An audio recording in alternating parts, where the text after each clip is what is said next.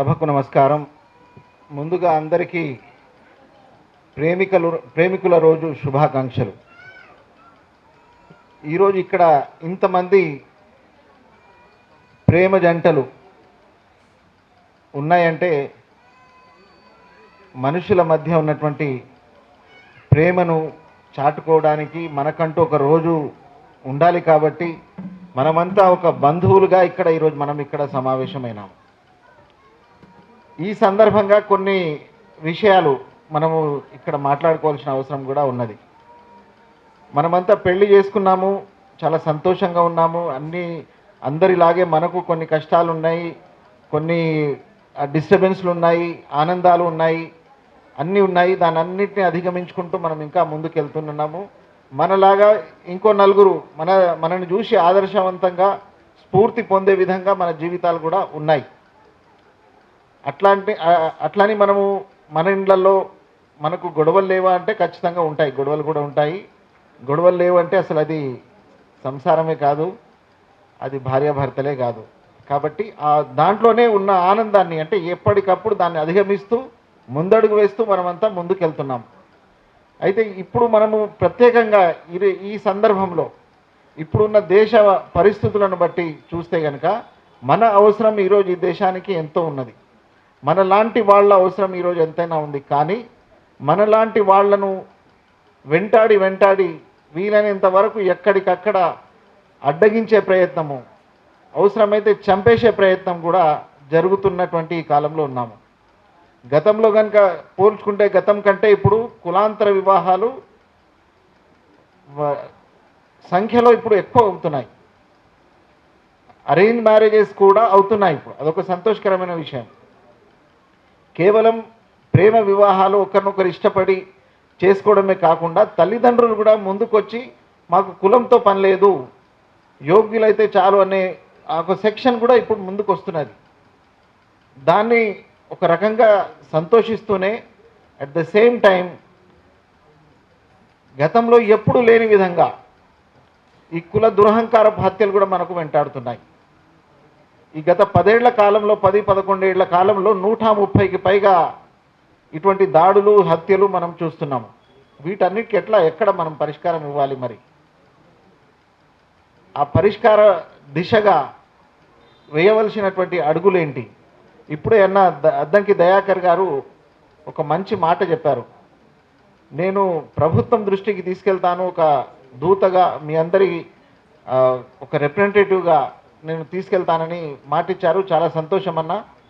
అట్లాగే ఈ మధ్యకాలంలో అంటే ఇప్పుడు మనము గతం కంటే ఇప్పుడు ఈ ప్రభుత్వం వచ్చిన తర్వాత కొన్ని సామాజిక అంశాల్లో మనము ఒక ర్యాపిడ్ చేంజ్ను చూస్తున్నాం. మనం గతంలో ఎప్పుడూ లేని విధంగా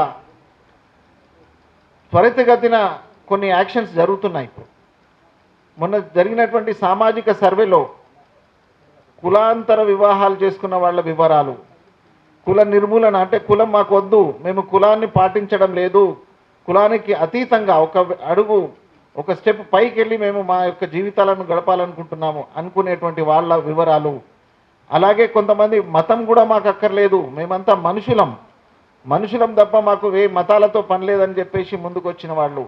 అటువంటి వాళ్ళ యొక్క సంఖ్యను కూడా గణించాలి, లెక్కించాలి అని చెప్పినప్పుడు ఈ సమస్య యాక్చువల్గా చాలా రోజుల నుంచి నడుస్తుంది. ఇది కొన్ని సందర్భాల్లో కొంత వెసులుబాటు కలిగినా కూడా మొన్న మేము ముఖ్యమంత్రి దగ్గర నుంచి మా మంత్రుల దగ్గర నుంచి బీసీ కమిషన్ చైర్మన్ వరకు కూడా మేము రిప్రజెంటేషన్ ఇచ్చాము. అయినా కూడా దాని మీద కదలికేం రాలేదు. అప్పుడు మేము వెంటనే హైకోర్టును ఆశ్రయించాల్సి వచ్చింది. కుల నిర్మూలన సంఘం హైకోర్టుకు ఆశ్రయించినప్పుడు వెంటనే ఒక 2 రోజుల్లో మాత్రమే ఒక మధ్యంతర ఉత్తర్వు ఇవ్వడం జరిగింది జస్టిస్ నందా గారు. దాంట్లో వీళ్ళు కోరుకుంటున్నటువంటి కులరహిత కాలము, అట్లాగే మతరహిత కాలము, దాంతోపాటు కులాంతర వివాహాలు చేసుకున్నటువంటి వాళ్ళ వివరాలు కూడా నమోదు చేయండి అని చెప్పేసి ప్రభుత్వానికి వారు ఒక మధ్యంతర ఉత్తర్వు ఇచ్చారు. అదే సమయంలో కాంగ్రెస్ పార్టీ ఒక రాహుల్ గాంధీ గారు కూడా ఆ రోజు వచ్చి ఉన్నారు. ఒక విస్తృతమైన సమావేశం జరుగుతుంది ఈ కులగణన మీద అని తెలిసి కొంతమంది మేధావులకు, అందులో అద్దంకి దయాకర్ గారికి కూడా మేము ఒక మెసేజ్ కూడా పెట్టాము. అక్కడ మీరు దీన్ని రిప్రజెంట్ చేయండి అని. అట్లాగే ఇంకా కొంతమందికి కూడా మేము పెట్టడం జరిగింది. మొత్తం మీద అటు కోర్టు నుంచి ఇటు వీళ్ళు పెట్టినట్టు ప్రెజర్ అన్నిటి ఫలితంగా రెండో రోజే మాకు మళ్ళీ మార్చి ఆ ఫార్మాట్ను మార్చి దాంట్లో కుల రహితులు వాళ్ళకు నంబర్ 101, కులం లేదన్న 999, అట్లా మతం లేదు 01, అట్లా ప్రత్యేకమైన కాలం కూడా ఏర్పాటు చేసి ఆ ఫార్మాట్ రావడం జరిగింది. ఇది ఈ మధ్య కాలంలో జరిగిన ఒక పెద్ద విజయంగా మేము భావిస్తున్నాం. ఎందుకంటే ఒక అడుగైతే పడింది ఖచ్చితంగా. రేపు రాబోయే రోజుల్లో బర్త్ సర్టిఫికేట్లో కావచ్చు, స్కూళ్ళల్లో కావచ్చు, ఎక్కడైనా ఇక ఈ రకమైనటువంటి వెసులుబాటు ఒక ప్రత్యేక గుర్తింపు కలిగించేటువంటి విధానము మొదలైంది. కాబట్టి దాన్ని స్వాగతిస్తూ ఈ సందర్భంగా ముఖ్యమంత్రి రేవంత్ రెడ్డి గారికి, కాంగ్రెస్ ప్రభుత్వానికి కూడా నేను కృతజ్ఞతలు తెలుపుకుంటున్నాను. అట్లాగే ఇందాక అద్దంకి దయాకర్ గారు చెప్పారు, సావిత్రిబాయి ఫూలే జన్మదినాన్ని కూడా మహిళా ఉపాధ్యాయుల దినోత్సవంగా ప్రకటించడం జరిగింది. ఇవన్నీ అంటే మనకు చాలా చిన్న చిన్న విషయాలే కనిపిస్తాయి, కానీ ఇవన్నీ చాలా పెద్ద అడుగులు. ఇవి గతంలో జరగనివి ఇప్పుడు మనం చూస్తున్నాం. ఇవి ఇట్లా అనేక విషయాల్లో జరుగుతున్నాయి. అయితే ఈ ప్రభుత్వంతో మేము కొత్త ఆశ కూడా పెట్టుకొని ఉన్నాము. కులాంతర వివాహితుల యొక్క పరిరక్షణ కొరకు ఒక చట్టాన్ని, ప్రత్యేక చట్టాన్ని కనుక తేగలిగితే ఈ ప్రభుత్వము చాలా గొప్ప విజయంగా దీన్ని ఒక ముందడుగుగా ఖచ్చితంగా తీసుకెళ్ళగలుగుతుంది. ఆ దిశగా ప్రయత్నం చేద్దామని అన్న అద్దంకి దయాకర్ గారు చెప్పారు. మేము ఖచ్చితంగా వస్తామన్నా మీతో పాటుగా దీన్ని ఖచ్చితంగా సాధించేంత వరకు కూడా మనం విశ్రమించకుండా దీన్ని మనం ముందుకు తీసుకెళ్దాం.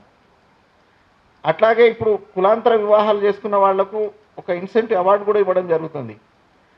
అందులో కొన్ని రెస్ట్రిక్షన్స్ ఉన్నాయి. అంటే అందులో ఒకరు ఎస్సీ సంబంధించిన వాళ్ళు ఉండి మిగతా వాళ్ళు వేరే వర్గానికి అయితే మాత్రమే అది వర్తిస్తున్నది. అట్లా కాకుండా తన కులం కాకుండా ఇతర ఏ కులాన్ని తీసుకున్నా కూడా వాళ్ళను కూడా కులాంతర వివాహితులుగా పరిగణించాలి. ఆ యొక్క ప్రోత్సాహాన్ని ఖచ్చితంగా వాళ్ళకు కూడా అందించాలి. అట్లాగే ఇప్పుడు ఉన్నటువంటి ఆ 2.5 లక్షలు ఉంది, అది లిమిటెడ్గా ఉంది. దాన్ని అందరికీ విస్తరింపజేస్తూ 10 లక్షలుగా దాన్ని ఖచ్చితంగా కావాలనేది ఒక ప్రధానమైన డిమాండ్తో ఈరోజు మనమందరము సమావేశం కావడం జరిగింది. అట్లాగే ఈ దాడులు జరుగుతున్నప్పుడు కూడా ఒక దౌర్భాగ్యమైన పరిస్థితి ఉన్నది. ఇప్పుడు అదేంటంటే ఇప్పుడు యంత్రాంగం, పోలీస్ యంత్రాంగం కావచ్చు, వాళ్ళు ఏ రకంగా స్పందించాలి, ఇవన్నీ చాలా గైడ్లైన్స్ చాలా క్లియర్గా ఉన్నాయి. మనకు 2018లో సుప్రీంకోర్టులో ఒక శక్తి వాహిని వర్సెస్ యూనియన్ ఆఫ్ ఇండియా ఒక కేసులో ఒక క్లియర్ గైడెన్స్ వచ్చి ఉన్నది. ఈ సందర్భంగా ఎట్లా స్పందించాలి, యంత్రాంగం, జిల్లా యంత్రాంగం, ఎస్పీ అందరూ ఏ రకంగా స్పందించాలి, ఎట్లా అనేది ఒక గైడ్లైన్స్, చాలా స్పష్టమైన గైడ్లైన్స్ ఉంది. ఎక్కడెక్కడ ఖాప్ పంచాయతీ ఈ విషయాలు జరుగుతున్నాయి, వీటన్నిటిని ఎట్లా అడ్రస్ చేయాలి, అట్లాగే ఒకవేళ హత్య జరిగితే కనుక దాన్ని ఎట్లా డీల్ చేయాలి, ఫాస్ట్ ట్రాక్ కోర్టు ఏర్పాటు చేయాలని చాలా క్లియర్గా ఒక గైడ్లైన్స్ ఇస్తే అది ప్రతి రాష్ట్ర ప్రభుత్వానికి వాళ్ళు పంపించారు. రాష్ట్రం నుంచి డీజీపీ గారు ప్రతి జిల్లాకు దాన్ని పంపించారు. కానీ ఆ విషయం ఏ స్టేషన్లో కానీ, ఏ ఎస్పీకి కానీ, డిఎస్పీకి కానీ ఆ విషయం గురించి కూడా ఇంతవరకు తెలియదు. వచ్చింది, దాన్ని ఎక్కడో బుట్టదాఖలు చేశారు, కానీ దాని మీద ఏమాత్రం వర్క్ కావడం లేదు. కొత్త చట్టం ఖచ్చితంగా రావాల్సిందే, కానీ ఎంతవరకు ఉన్న చట్టాన్ని, కనీసం ఉన్నటువంటి గైడ్లైన్స్ను కూడా పాటించాలనేది చాలా ముఖ్యమైన విషయం. దాంతోపాటుగా ఇటువంటి సంఘటనలు జరిగినప్పుడు రాజకీయ నాయకులు అటువైపు కూడా తొంగి చూడడం లేదు. దాన్ని ఎందుకు ఆ లిమిటేషన్స్ పెట్టుకుంటున్నారు? ఒక దొంగను దొంగ లేక హంతకుడిని హంతకుడు అనడానికి మనకు ఎందుకు అంత ఇబ్బంది పడే పరిస్థితులు ఎందుకు వస్తున్నాయి? అంటే ఈ కులం అనేది ఎంత బలంగా పనిచేస్తుంది అనేది, కులము, రాజకీయాలు, ఓట్లు ఇవన్నీ ఇట్లా కలగలుపుకొని ఈ గందరగోళ పరిస్థితిని దీంట్లో నుంచి మనం ఖచ్చితంగా బయటపడాలి. అవసరమైతే మనము ఆయా నాయకుల వద్దకు వెళ్ళి ఏంటి మీ మౌనం ఎట్లా అంటే, ఈ మౌనము ఒక రకంగా ఒక అంగీకారాన్ని తెలుపుతున్నది. సమాజంలో ఇటువంటి సంఘటనల పట్ల తమ అంగీకారాన్ని, ఓకే ఇట్లా చేస్తే ఇట్లా జరుగుతుంది, ఇట్లా చంపేస్తారు, ఇది సహజమే అన్నంత ఈజీగా దాని ఒక యాక్సెప్టెన్స్ అనేది కలిగిస్తున్నారు. ఇది చాలా ప్రమాదకరమైన విషయం. ఇది సమాజం ఇటువంటి ఇండికేషన్ ఇస్తుందంటే అది చాలా భయంకరమైన పరిస్థితికి తీసుకెళ్తుంది. ఆ పరిస్థితి నుంచి బయటపడాలి. ఉన్న చట్టాలను కనీసం వాడుకోలేకపోయినప్పుడు మనం దీన్ని ఇంకా ఏం ఆశిస్తాం మనం? కాబట్టి ఖచ్చితంగా ఇటువంటి పరిస్థితులను దాటి ముందుకు వెళ్లాల్సిన అవసరం ఉన్నది.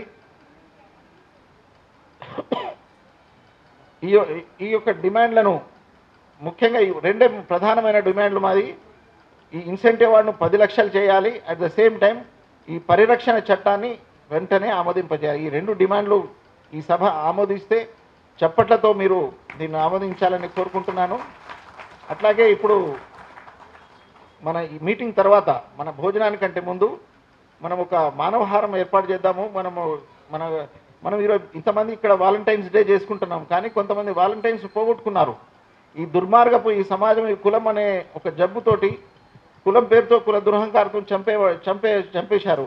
వాళ్ళను గుర్తు చేస్తూ, వాళ్ళకి జోహార్లు చెప్తూ, మన డిమాండ్లను చెప్తూ ఒక మానవహారం బయట మనము క్యాండిల్ లైట్స్ తోటి ఒకటి కూడా చేద్దాము. దాన్ని కూడా విజయవంతం చేద్దామని చెప్తూ, అట్లాగే కొన్ని సాంస్కృతిక కార్యక్రమాలు కూడా ఉన్నాయి, డాన్సెస్ కూడా ఉన్నాయి, వాటిని కూడా వీక్షిద్దాము. Thank you so much.